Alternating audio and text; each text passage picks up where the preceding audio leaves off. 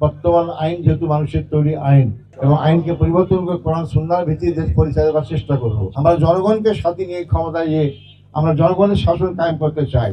54 বছরে দেশের মানুষের ভাগ্যের পরিবর্তন হয়নি।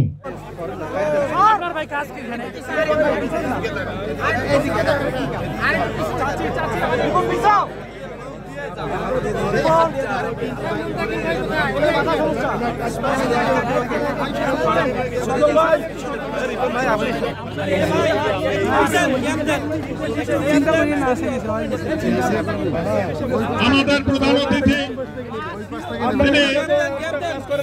কয়েকজনের মাঝে জামাত ইসলামী বাংলাদেশের মানুষের পরিবর্তন চায়।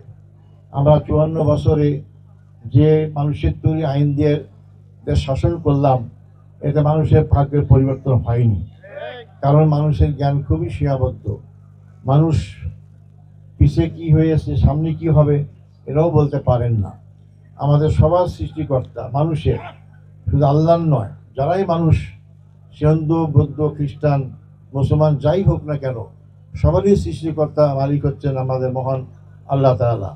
আমরা বিশ্বাস করি বর্তমান আইন যেহেতু মানুষের তৈরি আইন, বর্তমান সংবিধান যেহেতু পুরাপুরি ইসলামের নয়, এই জন্য আমরা যদি জনগণের সমর্থন পাই, যদি আল্লাহ আমাদের প্রতি রহমত করেন, তাহলে আমরা যদি সংসদ নির্বাচনে সংখ্যাগরিষ্ঠ অর্জন করতে পারি, যে আল্লাহ আমাদের দায়িত্ব দান করেন, তো ইনশাল্লাহ আমরা ইসলামের ভিত্তিতেই এদেশে মানুষকে আমরা সুখ এবং শান্তি দেওয়ার চেষ্টা করব এবং আইনকে পরিবর্তন করে কোরআন সুন্নাহর ভিত্তিতে দেশ পরিচালনা করার চেষ্টা করব।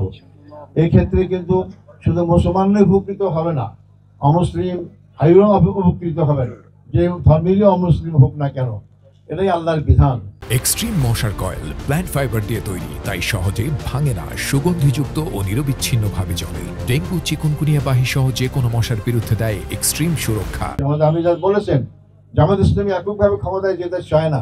আমরা জনগণকে সাথে নিয়ে ক্ষমতায় যে আমরা জনগণের শাসন কায়েম করতে চাই। আমাদেরকে সব ভেদাভেদ ভুলে যেতে হবে। এতদিন আমাদের দেশকে দুভাগে বিভক্ত করা হয়েছিল, কেউ স্বাধীনতার পক্ষে, কেউ স্বাধীনতার বিরোধী বলা হয়েছে। একটা দেশের নাগরিকের দুই ভাগে বিভক্ত করে সেই দেশ কোনো সময় বিশ্বের দরবারে মাথা তুলে দাঁড়াতে পারে না। এই জন্য এই দেশের নাগরিক আমরা যেই হই না, যে দলই হোক না কেন, আমরা বাংলাদেশের নাগরিক। হিন্দু হোক, মুসলমান হোক, বিএনপি হোক, আওয়ামী লীগ হোক, জামাত হোক, জাতীয় পার্টি হোক, সবাই দেশের নাগরিক। আমরা সবাই চেষ্টা করি দেশের উন্নয়নের জন্য, কিন্তু পথ ভিন্ন হওয়ার কারণে হয়তো আমরা সবাই পারি না। 54 বছরে ধর্মনিরপেক্ষতাবাদ, জাতীয়তাবাদ অথবা সমাজতন্ত্রের মাধ্যমে দেশের মানুষের ভাগ্যের পরিবর্তন হয়নি। এই জন্য আপনাদের সবার প্রতি আবেদন জানাবো এই সুযোগে, যে আসুন, আমরা নৌকা দেখলাম, আমরা ধানিশীর দেখলাম, আমরা লাঙ্গল দেখলাম, তাদের ভাগ্যের পরিবর্তন হয়েছে, এই দেশে মানুষের ভাগ্যের পরিবর্তন হয়নি। এই জন্য আগামী নির্বাচনে আমরা কমপক্ষে জাতিকে পরীক্ষার মাধ্যমে আমাদের পাশ করার সুযোগ দেন, যে আমরা দাঁড়িপাল্লা মার্কা ভোট পাই এবং আপনাদের ভোট পেয়ে যদি আমরা জনগণের সেবা দায়িত্ব পাই, তাহলে আমরা সেই নির্বাচনের মধ্যে জিতে যদি আমরা দেশের যে নয় কল্যাণ করতে না পারি, ইসলাম কায়েম করতে না পারি, আপনার ভোট আপনার কাছেই থাকবে। আগামী নির্বাচন আমাদেরকে আপনারা ভোট দেবেন না।